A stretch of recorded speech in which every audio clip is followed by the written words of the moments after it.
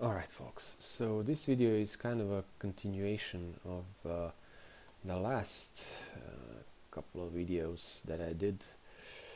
First on how to make your Linux box a high performance switch, and also in my last video where I have shown you how to use Proxmox with pfSense as a virtual machine to route for your other virtual machines inside Proxmox. In this video I'll go a step further and explain how to basically create your whole network without using an actual physical switch or an actual physical router. So basically servers only.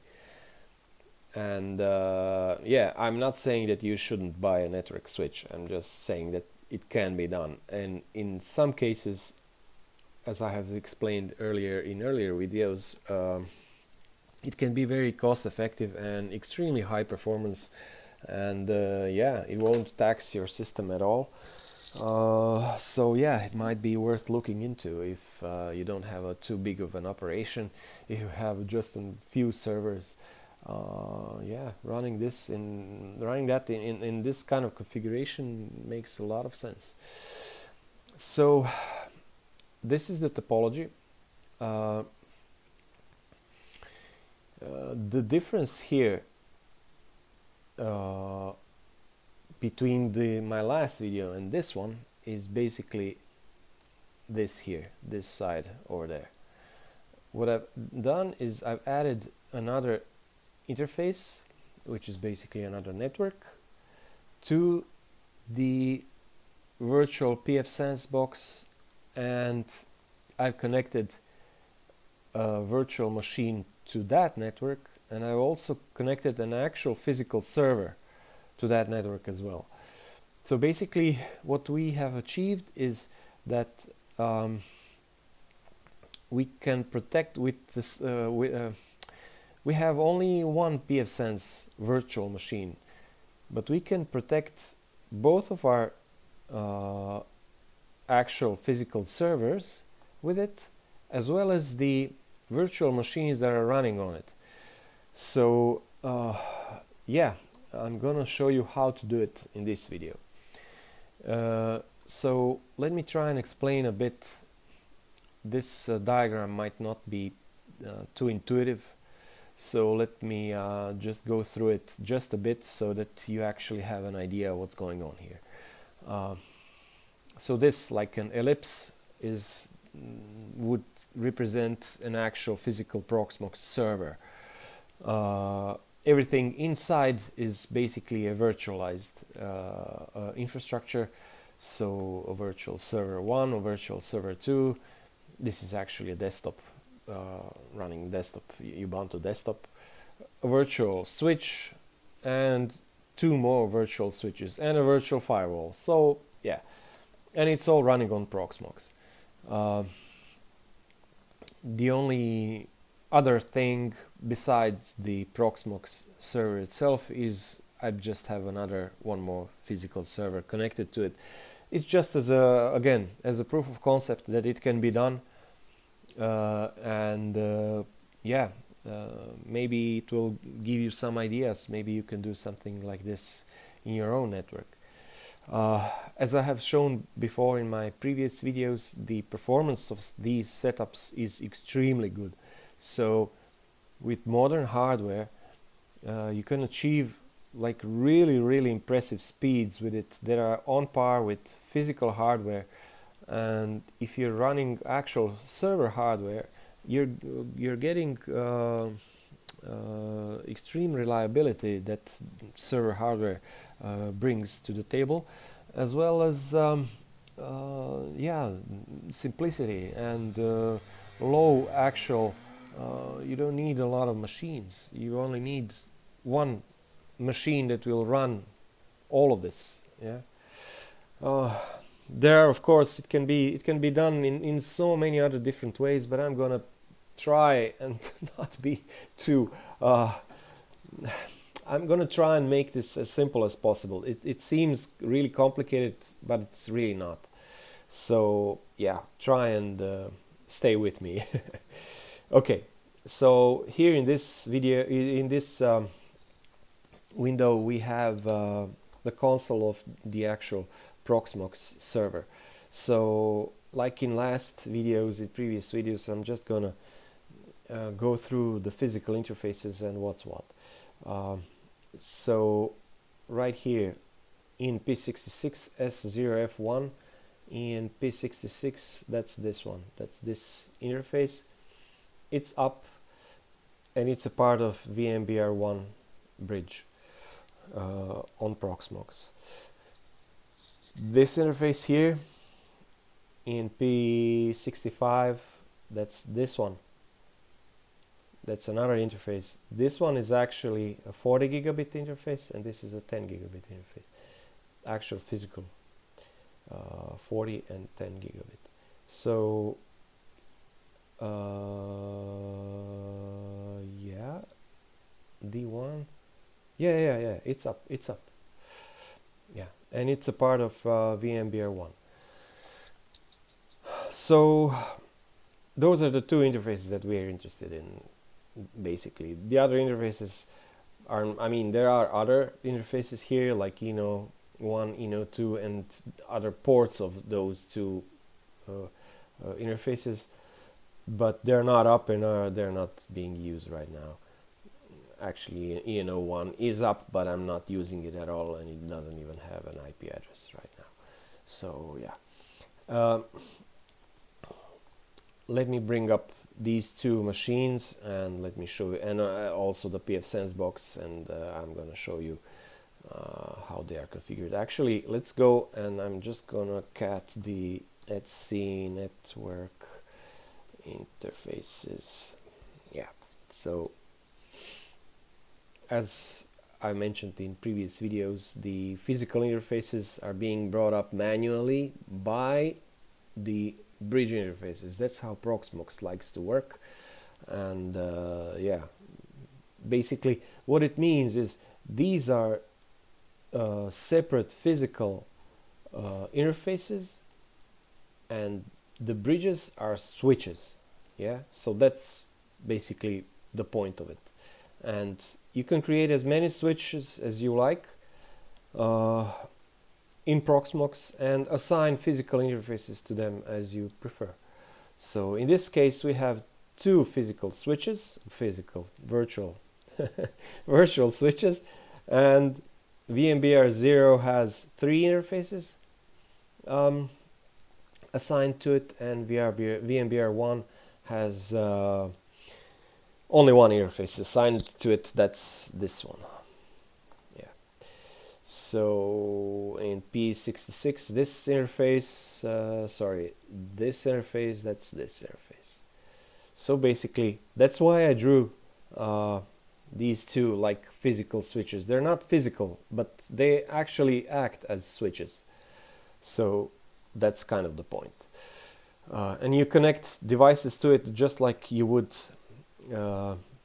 connect any physical device to a physical switch. It's just being done virtually. So yeah, that's that. Let's just go and bring up the this is a Supermicro server. It's up. It's an older server. Let me just bring it up. I can't SSH into it. I actually might be able to from the server, from the Proxmox, but this is good enough. We're just gonna run a Java KVM viewer, and yeah, this will do just fine for our purpose. So LSCPU,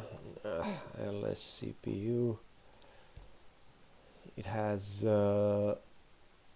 two Intel Xeon E5 2603 V3s, and it has free minus it has 16 gigs of memory, and IP address, it has a number of interfaces, but this is the one that we are interested in, ENS2. This is the one, and if we go and do a dmessage and grep for ENS2, we can see it's a Mellanox card. Yeah, it's a 40 gigabit card. If we go cat sys class net ENS2 speed, we can see that it's up and running at 40 gigabit per second. So that's this server here, a physical server running connected to directly with the DAC cable directly to the Proxmox server, and configured as this in this diagram. So that's that. Let's go, and I'm going to show you these two machines. IP address. Okay, IP address. Okay, so this is this server. Yeah, it's a virtual machine running Ubuntu server running in Proxmox, and it's connected basically to the same switch as the physical server. So we have these two in the same broadcast domain, and they are connected to the pfSense like optional one. I've left it at default, at its default naming, optional one. Yeah, that's kind of how the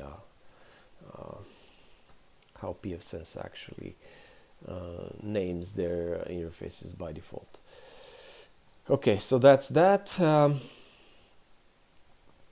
The network device is a part. You can see that it's a type of VirtIO, and it's a part of the VMBR1 bridge, as it's shown here. The pfSense has 3 interfaces. 2 of them are in VMBR0. One is tagged, one is not tagged. So if you don't know what that means, I suggest you watch my last video where I explained what this does and how it behaves actually, and how these VLAN tags actually work in Proxmox, and why it's okay to do it like this. And of course it has another interface, which is this interface, which is connected to the VMBR1 bridge. So yeah, and we have the Ubuntu 20 desktop machine, and yeah, it can access the pfSense dashboard, where we can see how these 3 interfaces have been assigned, and what are their IP addresses, and yeah. So yeah, let's do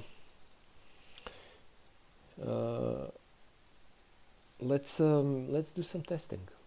Let's do some performance testing, and yeah, let me actually show you first that all of this actually works. So this is the virtual console, the Java virtual console from the actual physical server. So if I do a ping google.com, not in caps, ping google.com, so we can see that it actually works. So that's traffic going from here to here to here and out to the internet. So that's what we have proven with this. If we do the same thing from this VM2, ping, okay, caps again, ping google.com. Again, we have proven that this works. So this is traffic going this way, like this. Yeah. So let's try pinging from here out. Okay, ping google.com, again caps lock. So this works. So yeah, basically that's just the proof that all of these can communicate with each other, and they can all go out here to the internet, and using nothing but there is no switch, an actual switch here. There is no switches, there is no routers, there's only one server doing all of that works, both switching, routing, everything. And the other, I brought this one up just as a proof of concept, just to show you that you can actually do this without buying extra switches, extra hardware, or doing anything like that. So yeah, sudo apt install iperf.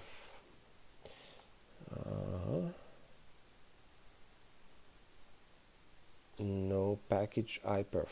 How is that possible? Never mind, we have another box here that actually runs server.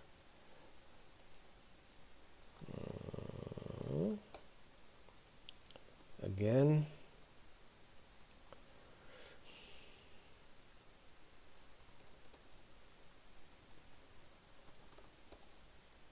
okay.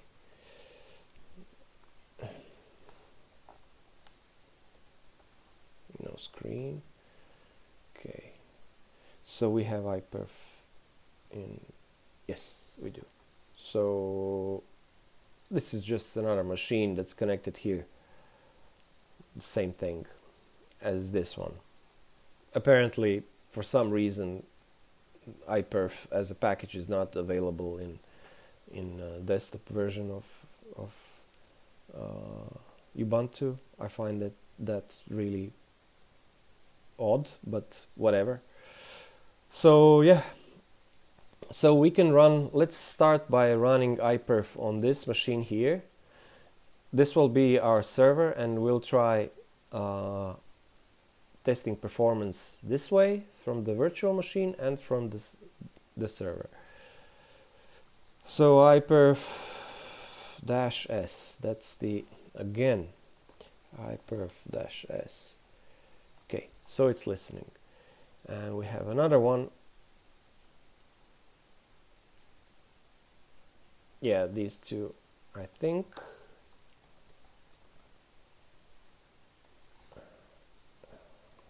What did I do?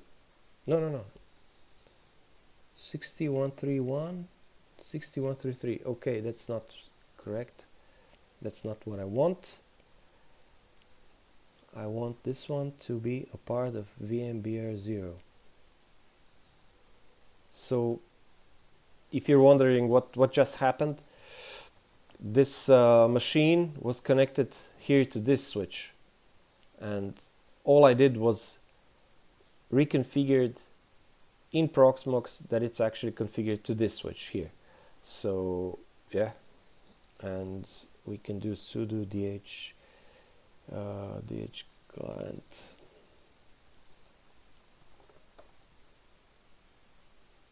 IP address. Yeah, it has a new IP address, ping google.com. Okay, sudo net plan apply IP address. Okay, ping google.com.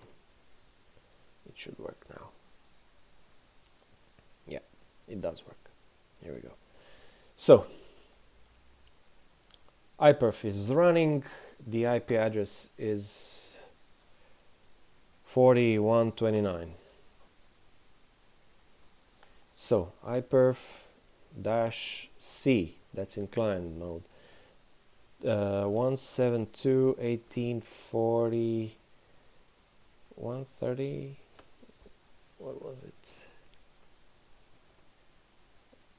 129. 129. Let's go back. Okay, here we go.